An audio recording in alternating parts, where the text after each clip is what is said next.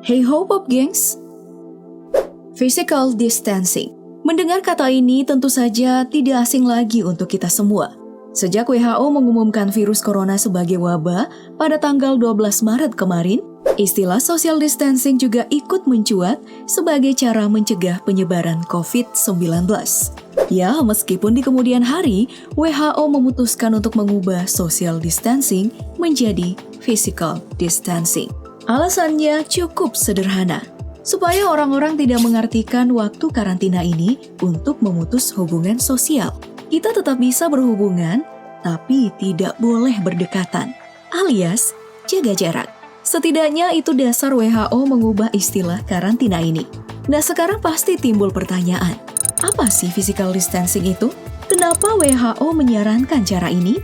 Dan apa benar physical distancing satu-satunya cara untuk memutus penyebaran virus corona?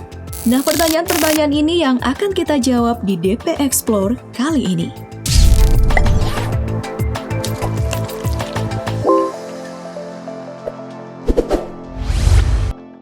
WHO memang menyarankan physical distancing untuk mencegah penyebaran COVID-19. Tapi, masalah penerapannya di lapangan masih dipegang oleh pemerintah masing-masing negara.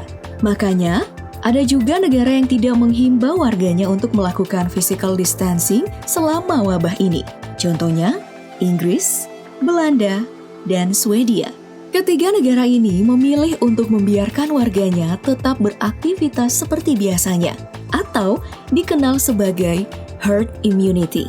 Nah, herd immunity ini merupakan kekebalan kelompok, di mana kalau sudah cukup banyak orang yang terpapar dan sembuh oleh suatu penyakit di suatu tempat yang sama, tempat dan warga di sana akan menjadi kebal. Memang terdengar simple, tapi resikonya gak main-main. Soalnya, skenario ini membutuhkan 40 hingga 70% orang dalam populasi terinfeksi dan kebal COVID-19 untuk membentuk kekebalan kelompok. Kalau kita ambil Jakarta sebagai contoh, menurut data BPS, populasi Jakarta mencapai 10,47 juta.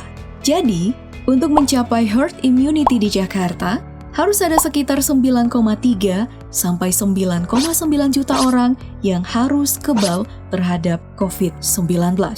Jadi, pasti kita akan melihat fenomena rumah sakit penuh dan tim kesehatan yang kewalahan, bahkan kematian yang diprediksi menyentuh angka 400.000. Makanya, herd immunity ini memang bukan satu hal yang gampang dikerjakan kalau melawan wabah tanpa vaksin seperti COVID-19 ini. Hal ini juga terbukti sulit melihat sikap Inggris sebagai salah satu negara yang menerapkan herd immunity yang sudah berubah. Perdana Menteri Inggris Boris Johnson yang sebelumnya memakai kata "go it alone" untuk mendukung herd immunity, kini berubah pikiran dengan melakukan lockdown selama 3 minggu di sana. Jadi, hal ini memang bukan solusi. Dan solusinya memang hanya physical distancing. Dalam video sebelumnya tentang penyebaran virus corona, kita udah tahu bagaimana masifnya virus ini menyebar dari satu orang ke orang yang lain. Tapi lewat physical distancing, kita bisa mengurangi dampak dari penularan virus ini. Ayo kita coba simulasi lagi.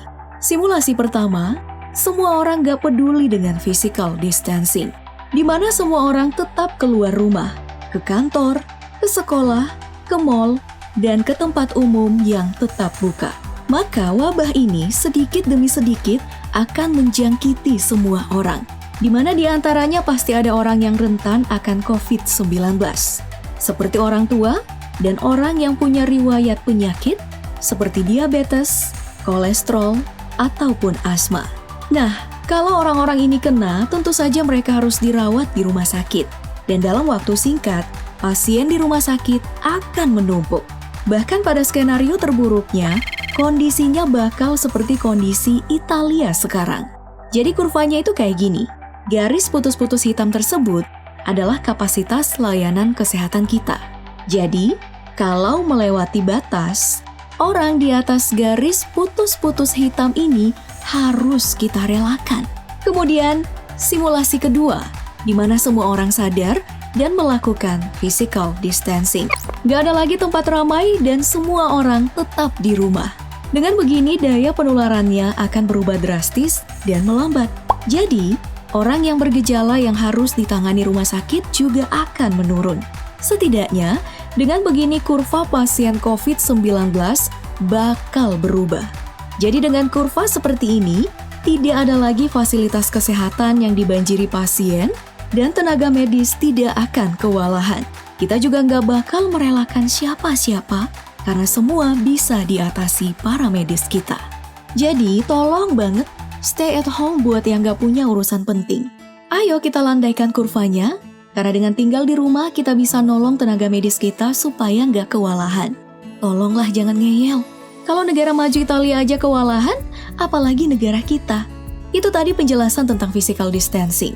Nah, menurut kamu apa yang membuat masih banyak orang yang keluar rumah sekarang ini? Silahkan ceritakan di kolom komentar. Terus jangan lupa like, share, dan subscribe video ini.